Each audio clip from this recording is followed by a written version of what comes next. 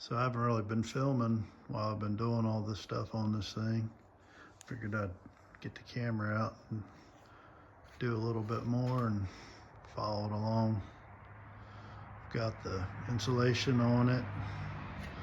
It's 2-inch stuff. That's the piece for the bottom. I won't put it on until I move it because I'm going to use the forks to get it out of here. The door's not tall enough to hoist it out, so I'll still need to lift it from the bottom to get it out of the shop. But it's 2-inch all the way around. It's got the heat shield on the door now. It's got the ceramic insulation down in there.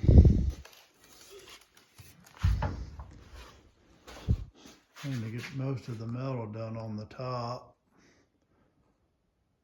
before I take it out. That way I can just throw the sides on it. I've got all the metal cut over here ready to go on. It's all fit around the doors and everything. When he built the frame, it didn't take the frame all the way down with the legs, and I didn't want to try to build all that, so I'm just going to set it and then take the metal straight down flush where the legs sit. Then I'll just build a 2x4 base around it and screw that metal off to 2x4s. That'll be good enough for me. Got the stack, and then I got the new T put in it. The way this thing was framed out, you could get four inches in it in some places. Like I could have done double back here. I only just did 2 inches, but like on the side, it's not exactly even. Like right here, you could get another piece of 2-inch in it, but it tapers down and you can only get 1 inch in it right there. So that kind of is what it is. 2 inches will be good enough. On the top, I put the 2-inch, and then I put a sheet of 1-inch in there and sealed it all off in the corners. Got that stack all put in, fill tube. Not really fond of where he put that fill tube. I'm going to purge out and leak right down on this control, which I was going to leave this a little bit longer to go over that, but I didn't want it to be sticking out so far, so I'll just take another piece of metal and carry it out a little bit.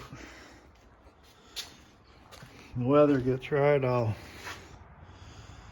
get it put outside. I didn't have that bracket up there, so I had to build that. Got that bracket right here. I made the strap for it. I've got everything I need to get it put on. My shop is destroyed building this thing. I got just shit everywhere. Hopefully, if the weather holds out, it's supposed to rain tomorrow, in the next couple, 2 or 3 days, I'll be able to get it set outside and start buttoning it up. You see here, I've got all the starts of the outlets and then the returns. Got one of the swing valves in there. I have 2 more I need to install, but I'll need to stagger them. So I needed to get some longer nipples and drop this one down, and I think this one will go right on there. But I'm gonna have 3 zones on this. One will be my greenhouse. This will probably be my house or my greenhouse. This is going out to my shower house and mom's campers off of that, and then my house.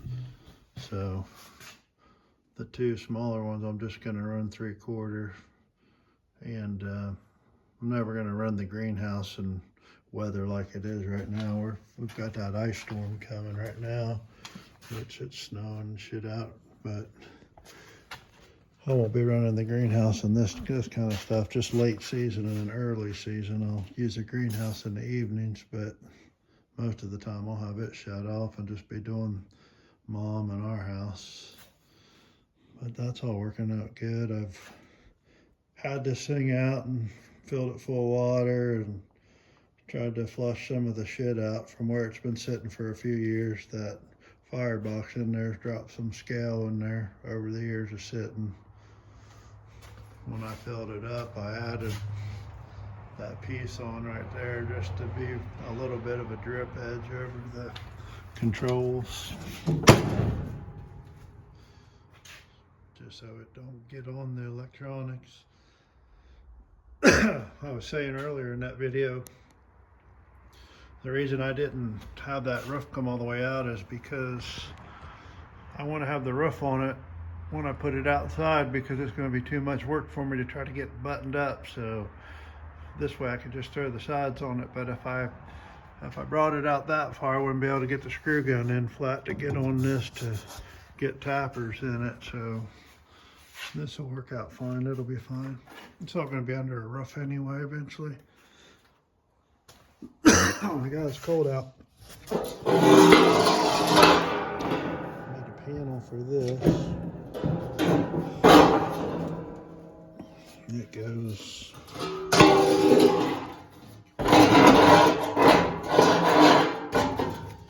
that. Just to give me some room to get all that plumbing down in there. I'll eventually need to cut that out. I don't want to do it right now, but eventually I'll get that set in place and then cut that angle completely out of there. You can see where I tried to notch it. But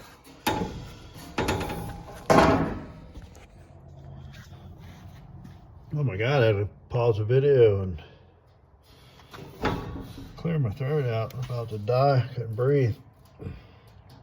Anyway, you can see where I've notched this out.